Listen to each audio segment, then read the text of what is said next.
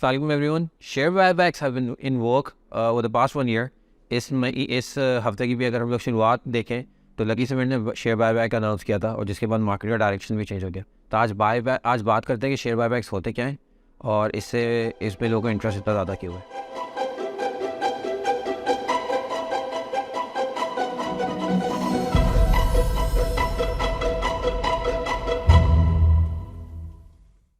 तो सबसे पहले बात करते हैं कि शेयर बायबैक होता क्या है। डिटेल्स के लिए हम लोग ने एक डिटेल इससे पहले वीडियो की हुई है ऑन बायबैक्स, तो आप वो देख सकते हैं।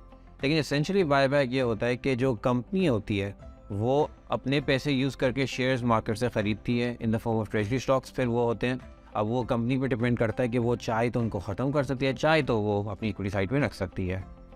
अब शेयर बायबैक जैसे मैंने कहा कि have been in work for the past 1 year, जिसमें अगर हम लोग कंपनीज़ की बात करें जिसमें शेयर बायबैक्स हुए हैं, उसमें मेपल लीफ सीमेंट ने किया था 25 मिलियन शेयर्स का बायबैक किया था। नेटसॉल ने 2 मिलियन का किया था। GW शुगर ने 2 मिलियन का किया था। बैंक अल्फा ने 200 मिलियन शेयर्स का बायबैक किया था which was 32.2% of the free float. Lucky cement ने इससे पहले 10 मिलियन का किया था और अभी लाइक आई सेड मंडे को फिर से अनाउंस किया जिसमें उन्होंने 23.8 मिलियन शेयर्स परचेज़ कर रहे हैं। उसके अलावा एंग्रो कॉर्पोरेशन का भी चल रहा है जिसमें 70 मिलियन शेयर्स वो लोग परचेज़ करें total. Cohort cement 5 million shares, Kohinoor textiles 30 million share. तो काफ़ी सारे हमने देखा है कि शेयर बायबैक्स आए हैं। अच्छा, इसके अलावा एक और चीज़ जो मार्केट में एक्चुअली लोग कंफ्यूज कर जाते हैं, and to be honest the analyst community भी कंफ्यूज कर जाती है, गलत मिसनोवर कर देती है। के जैसे HBL के स्पॉन्सर्स और TRG के स्पॉन्सर्स ने शेयर्स परचेज़ किए, those are not share buybacks, those are sponsor purchase of shares. But वो भी हमारे यहाँ उसको क्लब करके कह देते हैं, जिसमें TRG ने जैसे ग्रीन ट्री होल्डिंग से थ्रू 96.2 मिलियन शेयर्स परचेज़ किए थे। हबीब बैंक के जो स्पॉन्सर्स है बिकॉज उनके डिविडेंड्स, एक्फेड को पता ही आप सबको रिपैट्रिएट आजकल डॉलर के इशूज़ हो रहे नहीं हो पा रहे, यहाँ से रिपैट्रिएशन में मसला हो रहा है, तो उन्होंने 3.5 बिलियन जो कि उनको डिविडेंड की मद में मिलना था उससे उन्होंने शेयर परचेज अनाउंस की हुई है। अब शेयर परचेज जो है वो लास्ट 1 ईयर में इतनी ज़्यादा फेमस की हुई है बेसिकली SECB के रूल्स की वजह से। तो SECB के रूल्स में कुछ चेंजेस नज़र आए हैं हमें, जिसमें सबसे पहले था कि बायबैक्स पहले ये होता था कि हर 6 महीने में आप एक बायबैक कर सकते थे। अब उन्होंने उसको रिलैक्स कर दिया, उसको 3 महीने में कर दिया कि हर 3 महीने में आप एक अनाउंस कर सकते हैं बायबैक। जो शेयर परचेज का पीरियड है वो पहले 90 दिन पे कन्फाइंड था, अब वो 180 दिन हो गया है। थर्डली, इससे पहले होता था कि आपको प्राइस पहले से डिटर्मिन करके बतानी होती थी थ्रू जो उनका सेट ऑफ रेगुलेशन था उसके थ्रू। अब it will be determine bye market forces, आपने मार्केट में जाके परचेज करनी है, जो भी प्राइस चल रही है उस पर आप अनाउंस जिस तरीके से चाहो परचेज कर सकते हो। सो ये रीज़न था वाई एक तो फर्स्ट के शेयर परचेजेस जो हैं वो काफ़ी ज़्यादा इन वोग रहे हैं, इन फैशन रहे हैं, कंपनी से कर रही हैं। उसके अलावा अभी अगर आप लोगों ने खबरें देखी होंगी लास्ट 1 वीक में, तो लास्ट 1 वीक में एक खबर फिर से आई है कि एक प्रपोजल है जो कि बजट में इम्प्लीमेंट होने की बात हो रही है कि बजट में ही आएगा वो, विच इज़ के 5% एडवांस टैक्स लग जाएगा on future dividend. So basically वो ये 5% है ऑन लिस्टेड एंटिटीज़ और 7.5% है ऑन नॉन लिस्टेड एंटिटी। ये लगेगा किस तरीके से? सो ये लगेगा जो डिस्ट्रीब्यूटेबल रिजर्व्स होते हैं उस पर लगा देंगे और फिर ये ऑब्वियसली जब आप डिविडेंड पे करोगे तो एडजस्टेबल होगा। द प्रॉब्लम ये इससे पहले ही पाकिस्तान ने इम्प्लीमेंट किया था, उसमें ऑब्वियसली एक उन्होंने मिनिमम थ्रेशोल्ड डिफाइन कर दिया था कि आप इतना मिनिमम डिविडेंड पे करोगे तो उससे कम होगा तो फिर आप पे ये टैक्स लगेगा।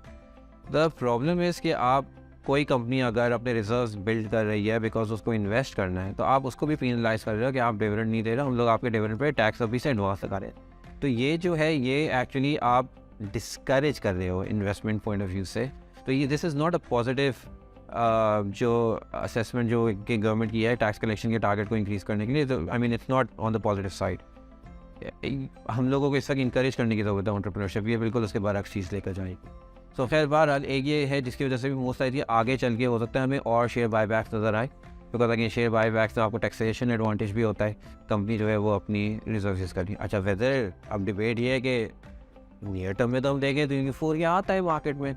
सो लकी सीमेंट ने जब अनाउंस किया तो उसके बाद हमने देखा है कि यूफोरिया आया मार्केट के अंदर, मार्केट ने जो है लकी सीमेंट की प्राइस तो मूव किया, लेकिन उसके साथ साथ market obviously Lucky Cement is a heavy weight, market का डायरेक्शन भी चेंज हो गया।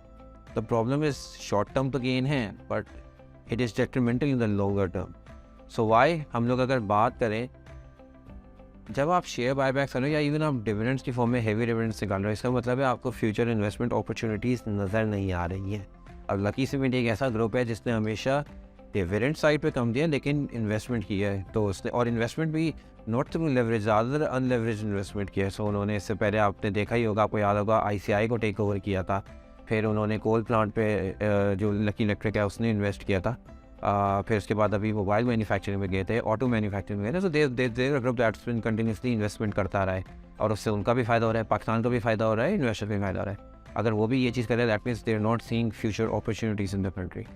और दूसरी चीज़, एक तो ये वाला पॉइंट ऑफ व्यू है, दूसरी चीज़ आपके फ्लोट्स ख़त्म हो रहे हैं मार्केट से। तो जब मार्केट में फ्लोट्स ख़त्म हो जाएंगे तो आपकी भी थिनली ट्रेडेड मार्केट हो जाएगी, जिसमें फिर इन ऑनेस्टली मैनिपुलेशन भी करना आसान होती है। तो आप प्राइस को ऊपर लेके जाओ, नीचे लेके जाओ, बिकॉज फ्लोट कम होगा। अब हम लोग बात करें, जैसे मैंने कहा कि बैंक अल्फा की मैंने बात की थी कि तो उसने 200 मिलियन शेयर्स का बाय किया था। That was 32% of its free float gone from the market. साथ ही साथ लकी सीमेंट की बात करें, इससे पहले लकी ने तकरीबन 9% अपना फ्री फ्लोट उठा चुकी है।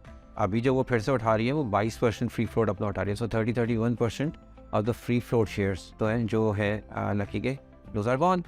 तो मार्केट में इस तरीके से इन चीज़ों की वजह से लिक्विडिटी कम हो जाएगी। वाइल शॉर्ट टर्म अगेन ये पॉजिटिव है, long term from a markets perspective, not from an investors perspective, but investor perspective भी एक तरीके से, बिकॉज हम लोग फ्यूचर मार्केट की ग्रोथ देख रहे हैं, तो इट इज़ वेरी नेगेटिव। इसमें there is nothing to celebrate about. तो कोशिश यही करनी चाहिए हमें कि इस वक्त जो है दुआ करें और होप रखें कि फिर से हर चीज़ आई थिंक आजकल वापस आ जाती है IMF की तरफ। IMF प्रोग्राम में हो जाए, पाकिस्तान की जो इकोनॉमिक कंडीशन है वो ऑन ट्रैक हो और फ्यूचर इन्वेस्टमेंट्स हो, that would I think be better for Pakistan. Thank you for watching and if you got any questions please do let us know.